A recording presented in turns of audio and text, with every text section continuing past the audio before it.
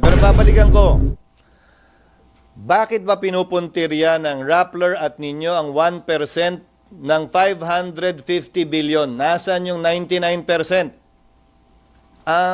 Talagang ang unang article na ilalabas, napaka-coincidental naman, galing naman masyado. Unahin natin yung 1% bago yung 99%. Hindi inuna yung pinakamalalaking kumpanyang binanggit ng Pangulo, isa pa sa pinakamaliit. Pero maging ganun pa man, dahil wala kaming tinatago, sasagutin ko palagi yan at hindi ko tatalikuran. Na merong demolition PR job na nakatuon laban sa akin at tulad ng babala na isang kapwa ko senador na ito'y gagawin upang tiyakin na maalis ako sa pwesto at nang pag-final muli daw yung impeachment ay wala na ako dito pagdating ng February 6. Matagal pa yun. But having said that, allow me to answer the malicious, I will say malicious, ill-timed article that came out against me in relation to the flood control press con of the President yesterday. Number one, ang sinabi ng Pangulo kahapon, mga completed flood control projects mula 2018 na nakakahalaga ng humigit kumulang 550 billion pesos. Sinabi niya, wala siyang aligasyon, pero 15 kontratista ang nakakuha ng ganong kalaking pondo. Ang lumabas na artikulo, kinikilala ko, kaibigan ko, kababayan ko, tiga Sorsogon, contractor siya. Pero ang nakuha niya ay 5.4 billion di umano. Wala pang 1% ng kabuuang pondo na sinasabi ng Pangulo sa flood control. Ang tanong ko, bakit pinagtuunan ng pansin yon? Yung 1% pa talaga, hindi yung 99%? Bakit pinagtuunan ng pansin, hindi yung mga mambabatas marahil o opisyal ng gobyerno na kontraktor? Hindi naman ako kontraktor. Hindi ako bahagi na anumang negosyo kaugnay sa construction o supply sa pamahalaan mula nung pumasok ako sa gobyerno noong 1998.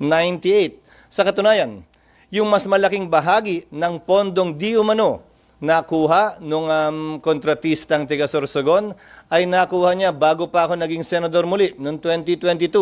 Ayon mismo sa datos na pinresenta ng Pangulo kahapon. So klaro, malisyoso ang artikulo, tiniming ang paglabas at tiniming talaga para ika nga idikit ito bagaman walang sinabi ang artikulong ginawa kong mali o masama. Yung insinuation, yung innuendo, nandun pa rin. Kaya minabuti kong sagutin ngayong umaga. Kaya for the record, wala akong kinalaman sa pag-identify, paggawa ng program of work, pagbid, pag-award, pagbahay, pagbayad, pag-inspeksyon ng anumang proyekto sa pamahalaan, sa Sorsogon man o sa labas ng lalawigan ng Sorsogon. Meron kaming bibigay sa inyong data tungkol sa kinal naming figures kung saan papatunayan nun na wala pa nga ako dito nung karamihan yon ay nakuha. Sino involved dun sa demolition job hanggang ngayon? Yung mga may gusto ng impeachment, yung marahil nasaktan, tinamaan o nasapul sa mga talumpati at mga pinagagawa at pinagsasabi ko nitong mga nagdaang araw. Klaro naman yon. Kasamahan Yun ang impormasyong nakakarating sa amin. Kasamahan nyo rin, sir, dito sa Hindi principally kasamahan namin dito sa Senado. Sa pagkakaalam namin sa labas, pero hindi ko alam kung may tumutulong, kakuntsabaw, kakumplot. Pero taga labas. Sir, Obvious naman siguro yun. Kung sino yung pinaka may gusto ng impeachment. Yes. Sir. Uy, magsisingit lang ako. Apo. Sir, Hanggang 11 mambabatas. o'clock lang ako, Mambabatas din, sir. Itong demolition job. Ayon sa aming impormasyon, Okay na, huy. So, sir, baby. kino-confirm nyo na nag-donate siya ng 30 million? Yes, nasa records yun. In fact, nakuha yan ng Rappler mismo sa article na sinulat nila noong 2022, 2023 pa. Sir, to be clear, from House of Representatives, yung sinasabi niyo po. Yung impormasyon namin, Pero yung nagde-demolition job sa inyo, taga-house? yung nagde-demolition. Yung nasa likod ng demolition job, Oo SP, naman. ay taga-house? Di ba nga, nung nakarang linggo naman, may video yung nilabas sa akin sa house at kung ano nung innuendo at insinuation na naman ang pinalabas. As if naman may maling ginagawa. Hindi naman ako nagnakaw dun. Kung yun man, pumasok lang ako. Yes, Nipa. Kasi na-campaign contributor nyo nga raw. So, pa-explain lang po, masama ba to o walang nga. mali dito? Gaya na sinabi ko, wala namang sinabi yung Rappler article na illegal na ginawa. Dahil wala naman talagang illegal doon. Kaya lang yung innuendo nga, insinuation at yung malicious timing, kino-question ko. Dahil lumabas ng article to noon pa, inulit lang uli at dinikit dito sa kwentong ito. Ang kwentong ito na insertion, na sabi ko, ang pinakamalaking ang nakuhang pondo, ayon mismo sa paglalahad ng Pangulo kahapon, ay nung niwala ako dito sa Senado. Ako'y gobernador sa aming lalawigan. So, sir, Pero, kung sir, magkaroon nung ng senador- Senate investigation, kung magkaroon ng Senate investigation, kahit naging campaign donor nyo yon, hindi yon makakaasa na magiging fair pa rin kayo Sa sa... 27 taon ko sa Kongreso, sa gobyerno at sa Senado, ang mali palagi sa akin ay mali at ang tama ay tama. Kaibigan man, kakilala o hindi, pantay ang aking magiging pagtrato.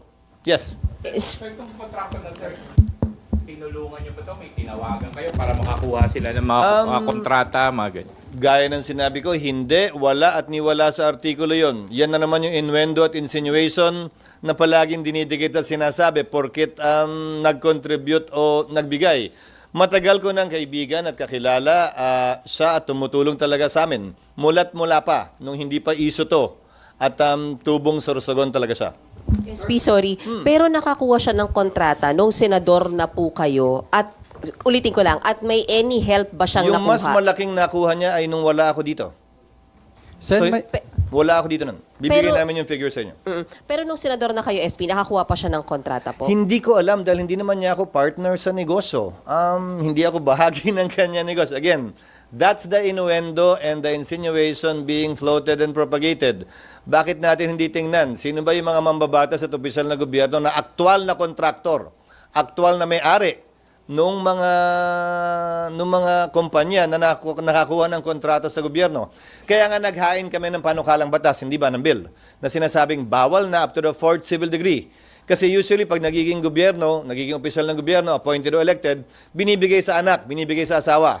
4th civil degree is beyond the first cousin. So second cousin na kung gusto niyang ipasa pa kung pagkakatiwalaan niya.